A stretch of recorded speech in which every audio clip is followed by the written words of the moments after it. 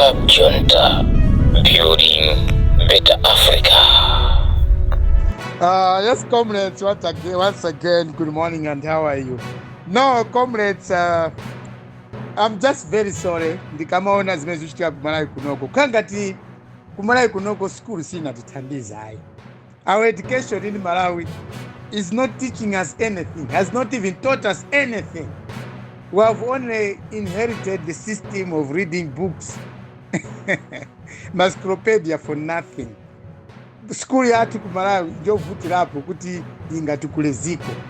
That's why antambira opuzira ama ukala miserable after they retire from working from their offices or akamagwira kumena magwira nchito. There's a very simple thing that Malawians must understand. There is a press special interview at Joyce Banda, the former president. Yemwesa afuna mwina azai milesu pa September. It's just what we have been saying. What was there in the agreement anane nakale Chilima? Kuti agreement na Chakwera alamule 5 years. Alamule 5 years a Chakwera. That is 2020 to 2025. That's September. From September to 2030, alamule Chilima. That was all. Palibes was not even beating about the bush.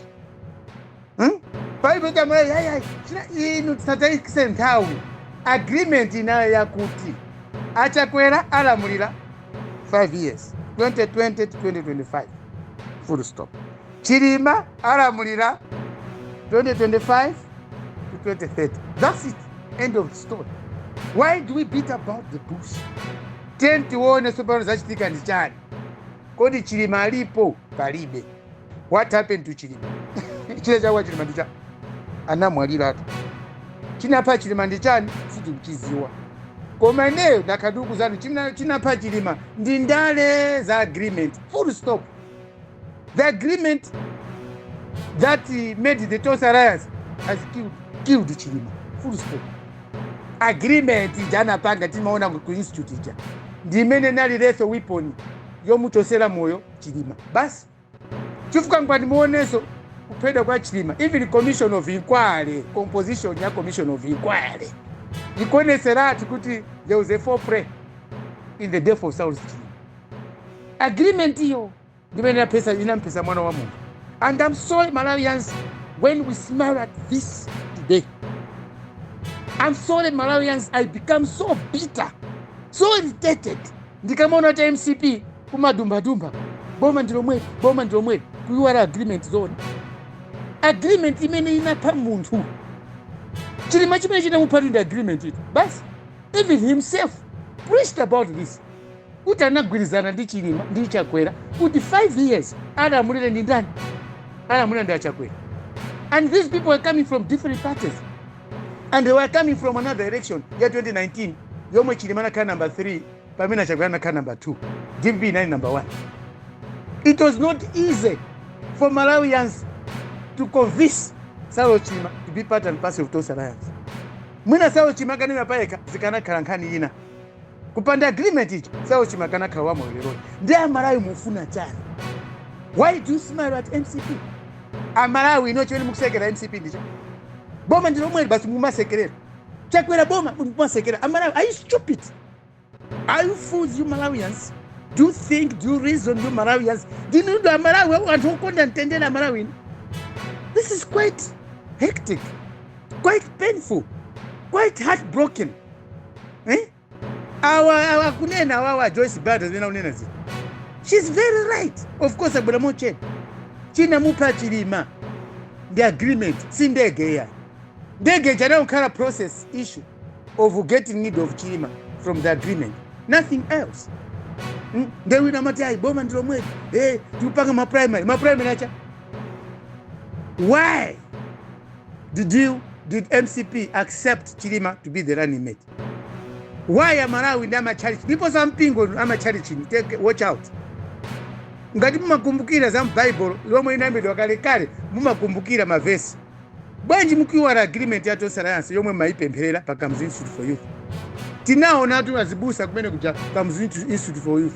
Machari chose amizikiti mashehe You were there. Mwaiwala kale kuti panali agreement pakati pa Chakwera ndi Chilima. Mwaiwala nso ndi Chilima na mwaleso cha agreement. Mwaiwala opemphera no Malawians today. I declare kuti kumalawi kuno Tonse ndifezisiro. Tonse ndifanthu okupha. And this country is no longer the home heart of Africa. Aye. Kunoko ndifanthu oyipa. And our education has not helped us. Our democracy is killing us more than time and Dr. Banda. Democracy itu yekuti party hii. Mwanga chete. Chilima could not have died had it been Chakwera respected the agreement even in a report. Sibo isbalo patukutukwana na kumasindana mau. Mpaka na tinasindana mawanga. Osa supporta Chakwera because of the death of SKC. Ndimena mavuti kilaso asa na mwalili. Tamona mwapengela milandu ya sata sana mangibu. Kumanga muntu kumtuma koti. Bamene many filimu asa na mangibu. Chijachinali chambi chokupa Chilima. Ngani ya sata was part and parcel of kupa Chilima. Mumamfunira njira zambiri zoti Chilima apedwe kapera hafe. Just because of a simple agreement. And Chilima sikuti kana kalapo for life pampando mene uwiya. Agana kukalapo mwina 5 years na iso agana kutula pasu dindo wake. Kapena 10 years agana kutula pasu dindo. Why mpaka na kufa chocha agreement mundu anafa because of agreement Malawians? Are we serious Malawians? Komati kuno kumalawi tinde anthu oti amapemphera. Tinde anthu omwe amakonda ziko kumalawi kunoko. I'm very sorry comrades Malawians. The death of Chilima out of Tonse Alliance agreement. Yomwe Tonse Malawi tinasangala nayo, tinachita witness pakamus issue for youth. Chilima lero likulibe. Anthu amene utakapume after 5 years achakwera. Akufuna ba imedi. Malawians, are we joking? Are we in hell already? Tilugena ife ya Malawi. Amalawi mwaiwala kali zimene zizi. Look at the path of Chilima. With DPP, he was frustrated. With UTM, he had peace.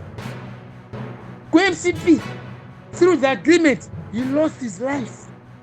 Looking at the commission of inquiry, a very big blasphemy to the death of the young man who loved this country so much. I'm very sorry for Chakwera. Think twice, IMCP.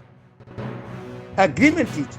Mundu anapedwa uchachuwa cha agreement. Anafa uchachuwa cha agreement. Agreement imene hii mununga idalise. Ndipo wina chimupulikire. Anve kuwawa. Kuposa mene sao chimana fela. Anavela kuwawa. Pakufa kwachi. Thank you. Good morning. Tatsani malonda anu pa machanelo awa. Makosana with 100 plus subscribers. BS Malawi with 100 plus subscribers.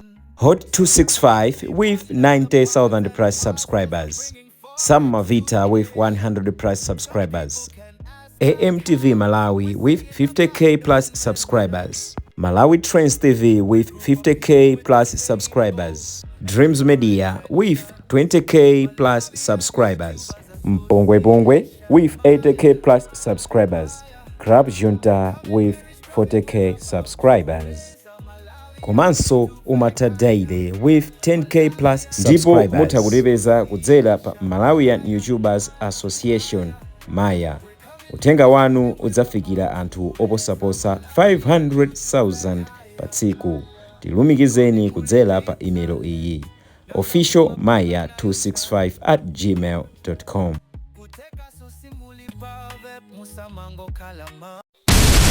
Club Junta, building better Africa.